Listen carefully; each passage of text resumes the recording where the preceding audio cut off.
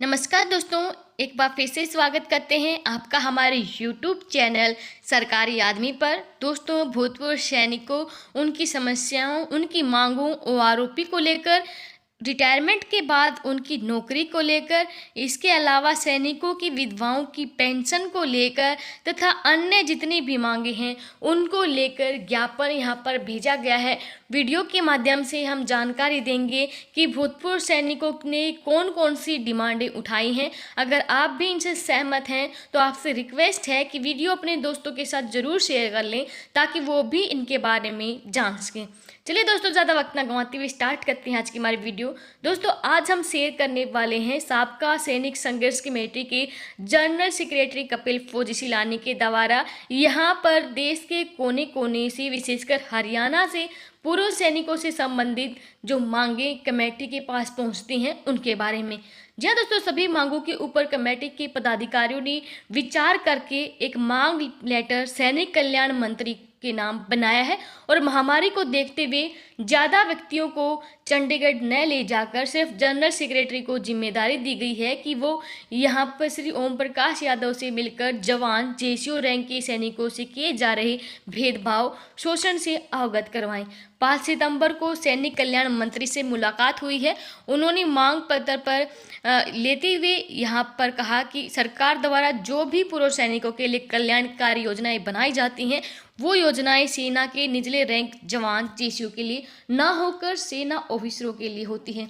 जबकि सेना में जवान की संख्या 97%, अफसर की संख्या 3% है। जब योजना बनती हैं तो 3% के लिए 97% योजनाएं सीधे फायदा पहुंचाती हैं और 97% जो हमारे जवान हैं उनके लिए योजनाओं में भेदभाव किया जाता है। उन्होंने अपनी मांगें बताई हैं। हमारी मांग है कि इस भेदभाव को दूर किया जाए। फर्स्ट यहाँ पर इन्होंने यहाँ पर जो मेन मांग से अवगत कराया है अपनी मेन समस्या से, वो इस प्रकार है। सैनिक विधवाओं को सैनिक पेंशन के साथ वृद्धावस्था सम्मान पेंशन भी प्रतिमाह दी जाए, ये उन्होंने डिमांड उठाई है। सैनिक की मृत्यु के बाद उसकी पत्नी के आधी से भी कम पेंशन हो जाती है। अब वो अकेली 9,000 रुपये में बच्चों का लालन पोषण कैसे करे। जंतर मंतर की अली बाबा की गैंग पहले ही जवानों के लिए बहुत कुछ कर चुकी है। 2006 में टाइम स्केल कर्नल की विधवा की पेंशन सिर्फ 5,880 रुपये थी। वहीं टाइम स्केल नायक की विधवा की पेंशन 3500 रुपये थी। अली बाबा के संघर्ष, जैतंदो की चमचागिरी, त्याग व बलिदानों से अफसरों की विधवाओं की पेंशन 70,000 से ऊपर और जवान की विधवा की पेंशन मात्र 9,000 रुपये है। जयचंदू को दुख इस बात का नहीं है कि जवान की विधवा सिर्फ 9,000 रुपये पेंशन में अपने बच्चों का लालन पोषण कैसे करेगी। उनको दुख इस बात का है कि मेम साहब 70,000 रुपये में अपना गुजारा कैसे करेगी।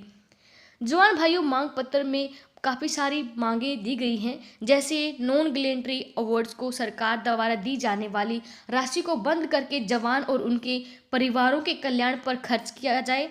वैसे भी ये मेडल सिर्फ अधिकारियों के लिए रिजर्व है, उनको ही मिलते हैं। परम विशिष्ट सेना सेवा मेडल, उत्तम युद्ध सेवा मेडल आदि। जिला सैनिक कल्याण बोर्ड के सेक्रेटरी पद को अफसरशाही के चंगुल से मुक्त किया जाए। आगे से जवान जेसीओ रैंक के सैनिकों को ही नियुक्त किया जाए, इनको भी यहाँ पर नियुक्ति की जाए। और 1999 से पहले वाले सेना व अर्धसैनिक बलों के जवान सहित जवानों के परिवार को 5 लाख का मुआवजा राशि देकर सम्मान करे। सेना की नौकरी बीच में छोड़कर आए सैनिकों की पेंशन 4,200 रुपये से बढ़ाकर 9,000 की जाए। संपत्ति खरीद पर स्टाम्प शुल्क माफ किया जाए। राज्य सरकार की नौकरियों में 14% कोटे को बढ़ाया जाए।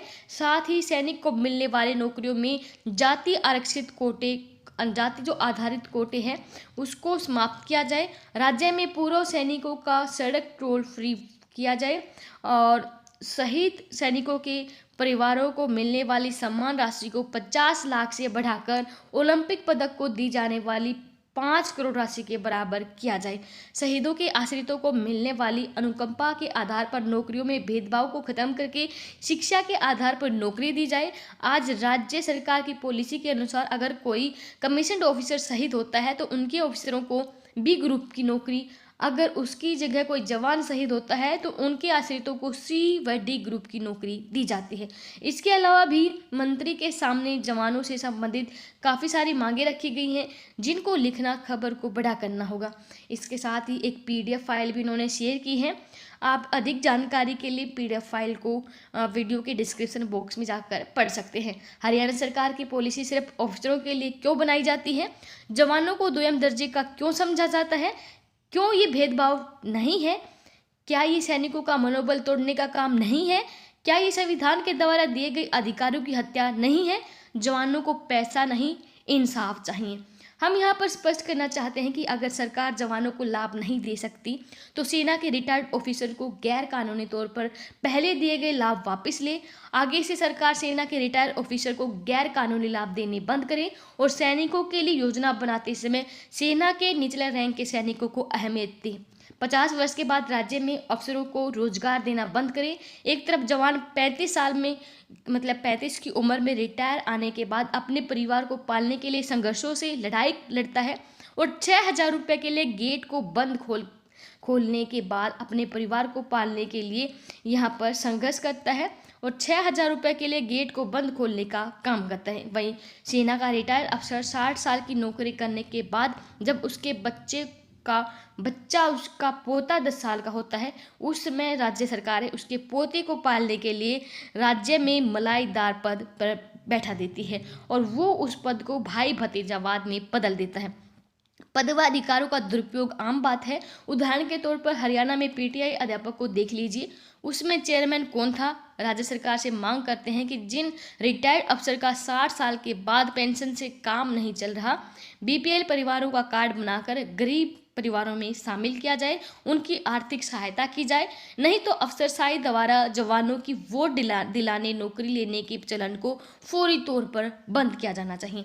जवान भाइयों, मैं अपनी बातों को विराम दूं उससे पहले 2 बात। सरकार जवान रैंक को गंभीरतापूर्वक क्यों नहीं लेती? इसमें भी कोई दो राय नहीं कि सरकार के पास जब भी साबका सैनिक संघर्ष कमेटी ने जवानों से संबंधित मांग को रखा है तो सरकार का सबसे पहले यही रिएक्शन होता है कि सारी तो मांगे तो हमारे पास आई ही नहीं। हाँ, ये कहना गलत होगा कि पिछली सरकारों ने सैनिकों के लिए कुछ नहीं किया या वर्तमान सरकार ने भी कुछ नहीं किया। 74 सालों में जब जब सरकार के पास जवानों से संबंधित मांगे गई और सरकार ने मांगी मानी है। अब देखने वाली बात यह है कि सरकार ने कौन सी मांग मानी है और इनको रखने वाला कौन था? जवान का संख्या बल दिखाने वाला कौन था? रैलियों का नेतृत्व करने वाला कौन था? और उस हिसाब से सरकार से बात कौन कर सकता था और किसने की थी? जवानों की मांगों का मांग लेटर किसने दिया? राज्यपाल, सांसद, संवैधानिक पदों पर बैठने वाला कौन था? क्या कोई बुजुर्ग सैनिक बता सकता है कि 74 सालों में जवान रैंक के किस जवान ने सरकार को जवानों की संख्या बल दिखाया? किस जवान ने सरकार से बात की? किस जवान ने रैलियों में भाषण व जवानों का नेतृत्व किया? जवानों की मांगों का मांग पत्र किसने दिया? तो प्रश्न फिर वही कि 74 सालों में आखिर जवान थे कहाँ? आप सबको मालूम है कि आखिर हम थे कहाँ? अपनी अंतरात्मा से पूछो। वो भी न बता सके तो अपने बाद जिन नस्लों को देश सेवा का जिम्मा देकर आए थे उनसे पूछ लो। अगर कोई सच्चा सैनिक मिल गया तो गुस्से में उम्र का लिहाज भी नहीं रखेगा और बोलेगा, तुम हमारे बुजुर्ग 74 सालों से अफसरशाही की मांगों के लिए, अफसरशाही को राज्यपाल, सांसद बनाने के लिए सिर्फ और सिर्फ उनकी रैलियों में दरी कुर्सियां बिछा रहे हो। संख्या बल जवानों का और बात करने के लिए 3% जाएंगे।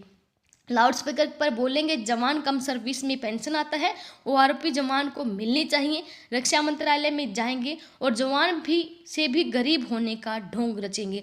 मैं तो बहुत गरीब हूँ, भूखा मर गया, मेरे ऊपर एहसान करो, जवानों की ORP भी मुझे दे दो। जवान के आगे हम हैं, अगर हम हट गए तो उनका नेतृत्व करने वाला कोई और नहीं है। आगे से हट जाएंगे, अफसरशाही की मांगे पूरी कर दो।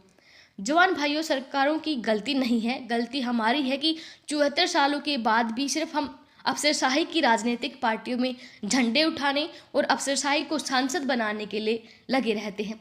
जवान भाइयों, मंत्री को मांग लेटर देने का कदापि ये नहीं है कि जवानों की मांगों को सरकार ने एक झटके से मान लिया है। मांग लेटर देने का अर्थ है कि जागरूकता पैदा करना। वो कैसे? जवान भाइयों, राजनीतिक 74 सालों यही समझती हुई आई है कि सेना मतलब जनरल, कर्नल, पर हम राजनीति को बता रहे हैं कि सेना मतलब गबरू जवान जो बॉर्डर पर सबसे पहले अपने सीने में गोली लेते हैं, फिर भी मिलिट्री सर्विस पे ₹5200 मिलती है। 97% जवानों की वोटों का मालिक कोई अफसर नहीं है और होगा तो बीते समय की बात हो चुकी है। आज समय बदल चुका है। पहले होता होगा जब कोई जनरल राजनीतिक रैली कर रहा होगा तो वहाँ भीड़ स्वरूप जवान पहुंच जाते होंगे, पर आज अगर जवान को ये पता चल जाए कि राजनेता के साथ रिटायर अफसर आ रहा है तो जवान जाना तो दूर की बात है, उस ओर मुंह करके भी नहीं सोते। इसलिए जवानों की मांगों के ऊपर जवानों से ही बात की जाए, न कि जवानों की मांगों के विषय में दिल्ली, चंडीगढ़, बेंगलोर, लखनऊ, जयपुर में रहने वालों से बात की जाए। जवान भाइयों, मंत्री को मांग लेटर देने का अर्थ जवानों को अपने हकों के बारे में जागरूक करना है। जो भी जवान की संस्था बनी हुई है उनके अंदर ऊर्जा का संचार करना कि जवानों की मांगों को लेकर कई तरह की हमारी संस्था को भी सामने आकर अपने इलाकों के नेताओं को सच से अवगत करवाना चाहिए। अगर सभी सैनिक ईमानदारी से जिम्मेदारी लें कि मैं ही सैनिकों का नेता हूं, मेरी जिम्मेदारी बनती है कि सैनिकों के साथ किया जा रहा भेदभाव को सरकार और सैनिक समाज के सामने उजागर करके ही दम लूंगा, तो 2013 की रेवाड़ी रैली अंतिम होगी, जिस स्टेज पर सिर्फ अफसरशाही ऊपर बैठी थी और जवान नीचे दरी कुर्सियां जिंदाबाद में उलझे हुए थे। अगर सभी सैनिक ईमानदारी से अपनी बात सरकार तक पहुंचाएं तो जवान स्टेज पर होंगे और नीचे कौन होगा वो आप भली भांति मालूम है आपको। मंत्री जी ने आश्वासन दिया है कि जैसे ही महामारी से राहत मिलेगी पूर्व सैनिकों के साथ मंत्रालय से मीटिंग की जाएगी और जवानों के साथ भेदभाव की सभी योजनाओं में या तो सुधार किया जाएगा या फिर उनका बंद कर दिया जाएगा। मंत्री जी ने साथ ही ये भी बोला है कि आज तक हरियाणा की कोई भी संस्था सेना के निचले जवान जेसीओ रैंक के सैनिकों की मांग लेकर मेरे पास नहीं आई है। पहली संस्था देख रहा हूँ जिसमें कोई बड़ा सेना का रिटायर अफसर नहीं है और जवान ने बात भी मजबूती से रखी है, जिसने सच से अवगत कराया है। हमारे पास तो बड़े बड़े आते थे जिनका सच मानकर उनकी मांगे हम मान लेते थे। जवान भाइयों, नेता सिर्फ एक ही भाषा समझता है और वो वोट है। अगर सभी जवान संस्था मंत्री जी को जवानों की मांगों और उनके साथ हो रहे भेदभाव से अवगत करवाएं और साथ ही ये बताएं कि 97% वोट जवानों की हैं, अगर चाहिए तो मांगों को पूरी करो। सच में वो दिन दूर नहीं जब सरकार खुद पूछेगी कि क्या मांग रहे हो आप। इस खबर के साथ PDF फाइल हमने वीडियो के डिस्क्रिप्शन में दी है। जवानों की क्या क्या मांग रखी गई है, अगर किसी को सिर्फ ये खबर मिलती है तो वो ऊपर और नीचे दिए गए लिंक पर क्लिक करके भी पढ़ सकते हैं। अगर आपको दूसरे राज्यों की संस्था अपने राज्य सरकार की जवानों से संबंधित मांगे देना चाहती है तो उनको भी इस मांग से सहूलियत मिलेगी। तो आप सभी से रिक्वेस्ट है कि वीडियो अपने दोस्तों के साथ ज़रूर शेयर कर लें ताकि वो भी इनसे अवगत कर हो सकें। ये मांग जो हैं साबका संघर्ष कमेटी के द्वारा रखी गई हैं। सहमत हैं तो वीडियो के कमेंट बॉक्स में अपनी राय जरूर दें। धन्यवाद। जय हिंद, जय भारत।